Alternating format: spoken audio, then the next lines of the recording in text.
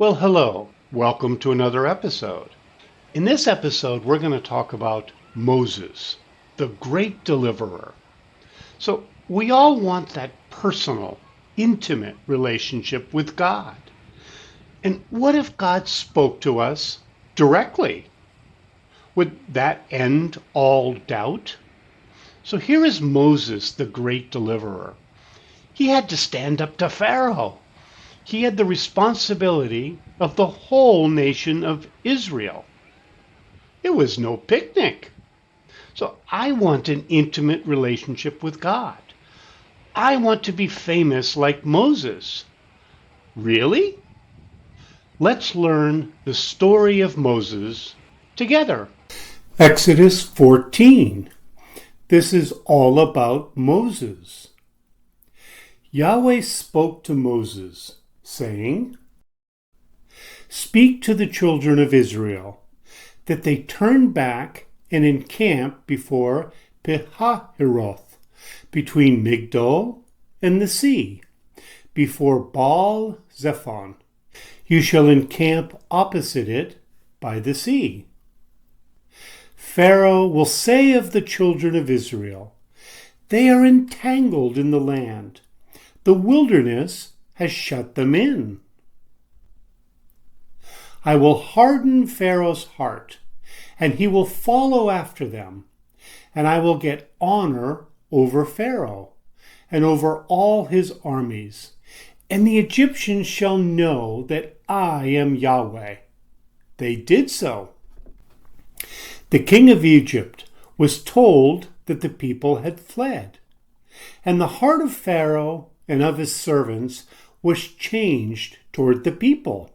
And they said, "What is this that we have done, that we have let Israel go from serving us?" He prepared his chariot and took his army with him. And he took 600 chosen chariots, and all the chariots of Egypt, with captains over all of them. Yahweh hardened the heart of Pharaoh, king of Egypt, and he pursued the children of Israel, for the children of Israel went out with a high hand. The Egyptians pursued them, all the horses and chariots of Pharaoh.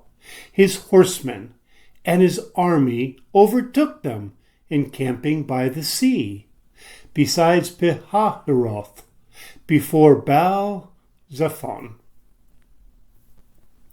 When Pharaoh came near, the children of Israel lifted up their eyes, and behold, the Egyptians were marching after them, and they were afraid. The children of Israel cried out to Yahweh. They said to Moses, "Because there are no graves in Egypt, have you taken us away to die in the wilderness? Why have you treated us this way, to bring us out of Egypt? Isn't this the word that we spoke to you in Egypt, saying, 'Leave us alone, that we may serve the Egyptians'? For it would have been better for us to serve the Egyptians than to die in the wilderness." Moses said to the people, "Don't be afraid. Stand still and see the salvation of Yahweh, which he will work for you today. For you will never again see the Egyptians, whom you have seen today. Yahweh will fight for you, and you shall be still." Yahweh said to Moses, "Why do you cry to me? Speak to the children of Israel, that they go forward. Lift up your rod, and stretch out your hand over the sea, and divide it. Then the children of Israel shall go into the middle of the sea on dry ground. Behold, I myself will harden the hearts of the Egyptians, and they will go in after them.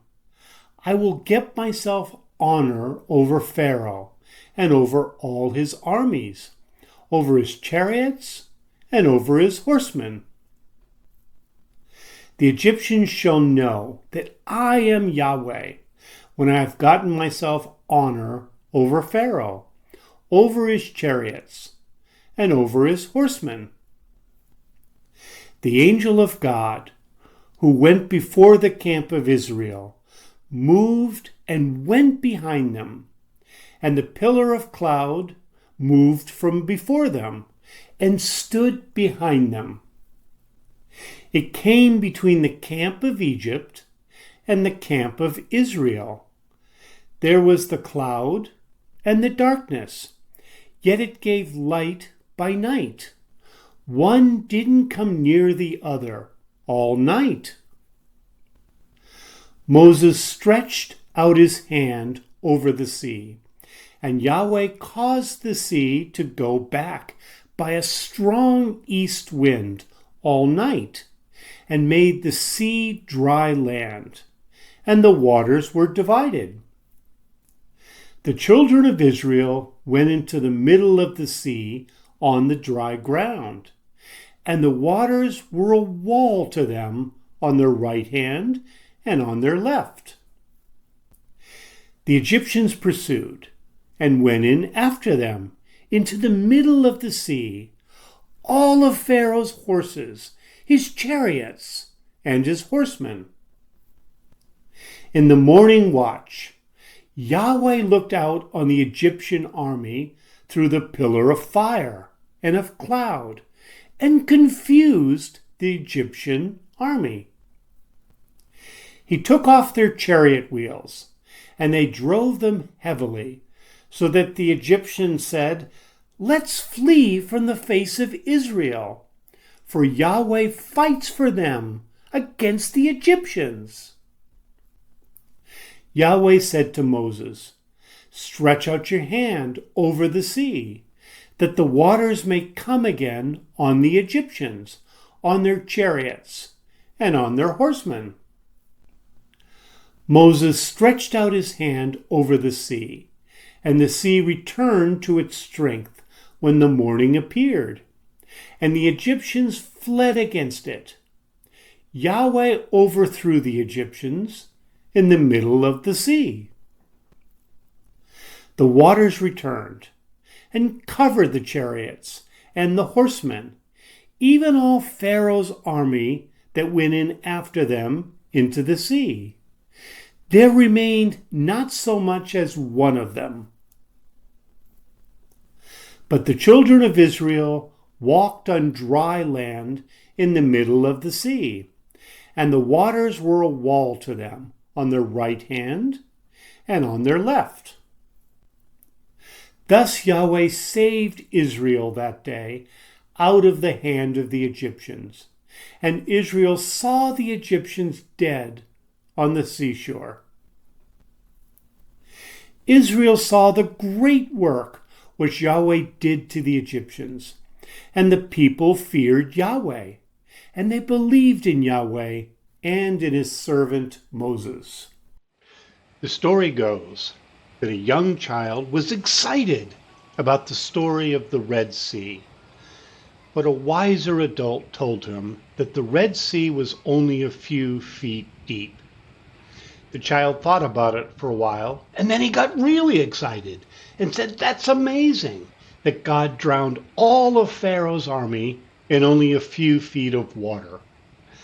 No matter how you slice it, the story of Moses is full of miracles.